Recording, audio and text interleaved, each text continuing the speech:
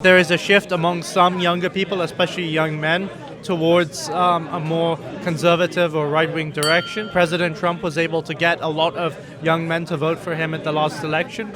President Nawrocki over here has done the same. So I would say in the Netherlands, if you look at the results of the last election, the Party for Freedom, the patriotic or national conservative party, we saw what happened during the Munich speech of J.D. Vance, where he criticized some of the policies of the EU, particularly regarding Germany and regarding the elections in Romania. I would say that democracy is definitely being undermined by people who are acting in the name of democracy, who are saying they're protecting democracy, but really they're annulling elections, they're banning candidates. I would say that Donald Trump has a very strong attachment to Poland.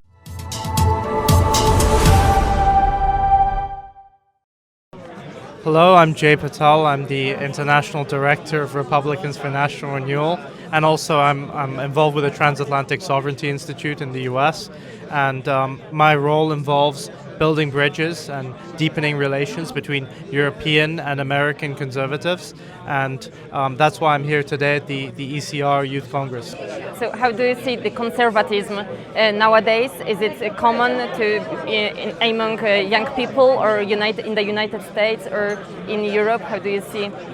Well, I would say that right now conservatism, perhaps in both, is more associated with older people, but there is a shift among some younger people, especially young men, towards a more conservative or right-wing direction. President Trump was able to get a lot of young men to vote for him at the last election. President Nawrocki over here has done the same. So I think there's a lot of potential to grow for the right in both the old and the younger demographics. So why do you see that there are more young men than women who let's say, identify with conservatism?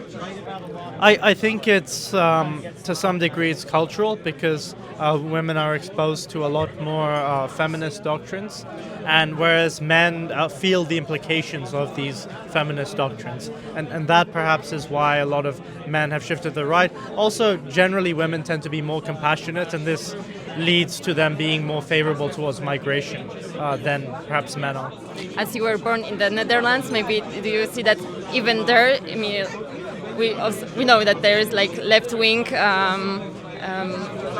let's say, values, ideology, but do you see that there is a hope for conservatism also? There are some people? Well, I would say in the Netherlands, if you look at the results of the last election, the Party for Freedom, the patriotic or national conservative party, came very narrowly second, and also the Forum for Democracy managed to win a lot of seats, and they came, I think, fourth or fifth.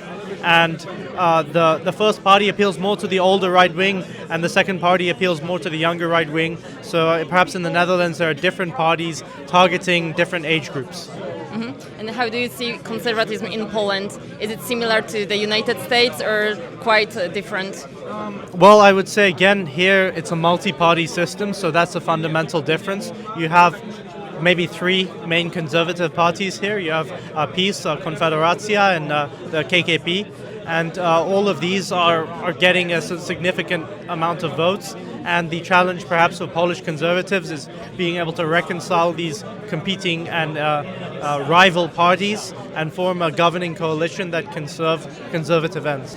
How does your organization collaborate with Polish maybe political parties or different from the? We have good relationships with different organizations in Poland. We have close ties with some of the think tanks here, the Warsaw Institute, the Ordo Juris, and also we've met many times with members of the European Parliament from the Law and Justice Party and also from the National Movement.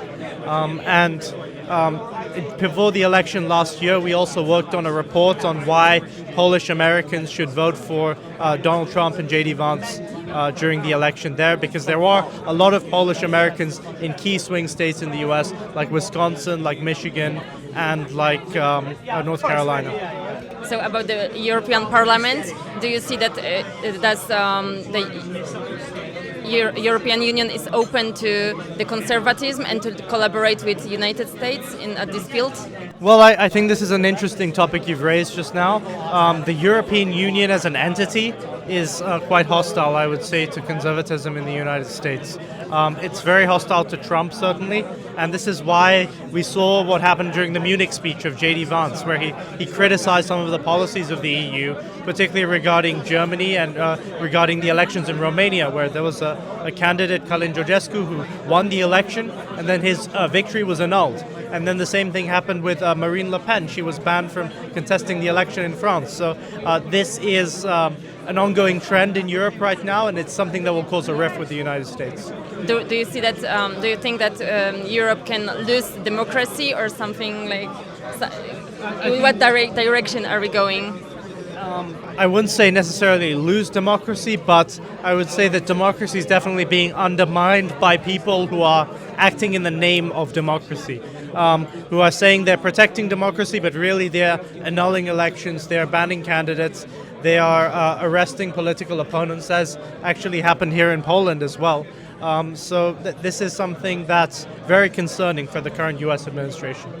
How much Donald Trump supports Poland, like on the field, like military sector and other?